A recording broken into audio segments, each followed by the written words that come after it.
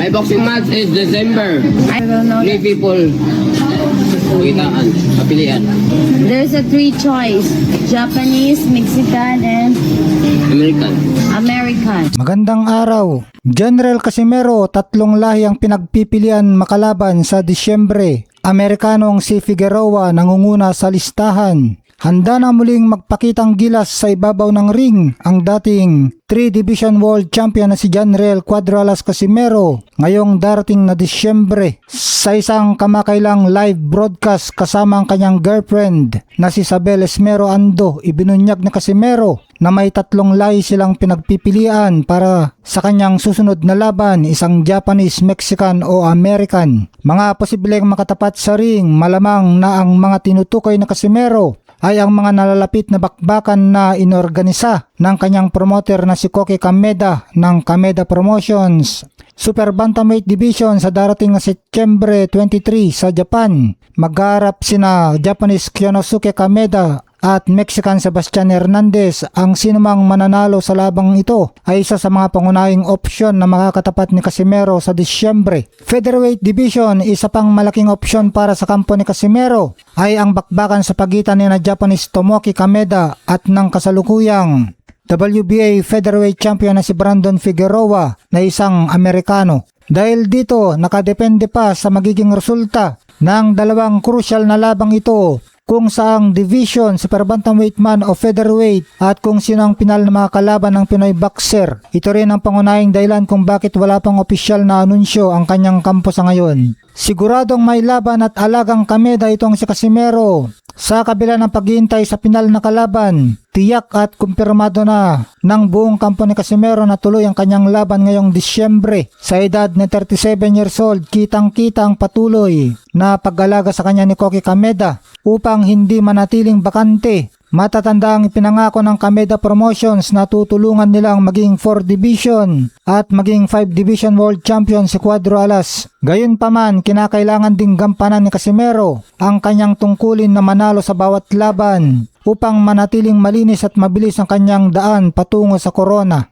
Daan patungo sa pangarap na laban kay Naoya Inoue. Isang malaking bonus para sa kampo ni Casimero ang payag ng Japanese superstar na si Naoya Monster Inoue na hindi siya natatakot labanan ng Pinoy fighter. Ayon kay Inoue, handa siyang makipagpalitan ng mukha kay Casimero basta't magpatuloy lang ang panalo nito at muling makasungkit ng world title belt. Pinaniniwalaang ang pinakamabilis na ruta para makakuha ng corona si Casimero ay kung mananalo ang Amerikanong si Brandon Figueroa laban kay Tomoki Kameda. Kapag nangyari ito, si Cuadro Alas ang susunod na isasalang ng Kameda Promotions para agawin ang WBA Featherweight belt kay Figueroa. Ang pagkuha ng world title sa featherweight ang pangunahing alas ng Kameda Promotions. Isang mabisang pang-bait para sa tuluyang pag-akyat ni Inoue sa nasabing division kung saan target agad ang huli ang makipaglaban para sa isang world title itong si Janriel Cuadro Alas Casimero. Samantala, Teofimo Lopez versus Rolly Romero knockout fight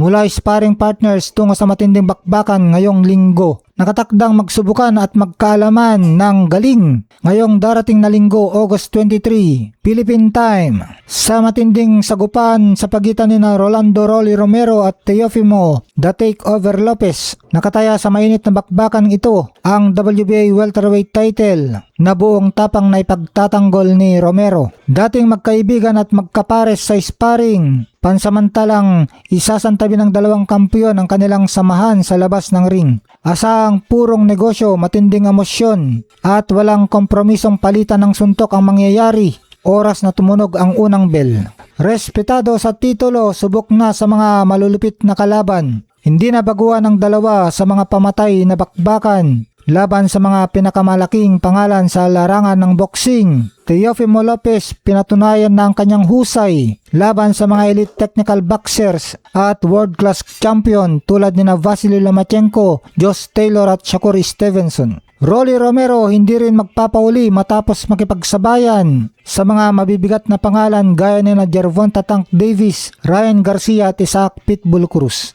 Tagisan ng estilo, lakas laban sa ring IQ, nagkaisa mga boxing fans na may kanya-kanyang alas na pwedeng manalo ang bawat isa. Rolly Romero kilala sa kanyang pambirang lakas, agresibong pressure, at kakayahang magpalagpak ng kalaban sa pamamagitan ng isang patamang suntok. Teofimo Lopez angat naman sa mabilis na footwork, counter-punching, magaling na ring generalship at mataas na ring IQ. Betting odds at kung saan mapapanood. Lalabas na dehado ang kasalukuyang kampiyon na si Rolly Romero sa betting odds na plus 218.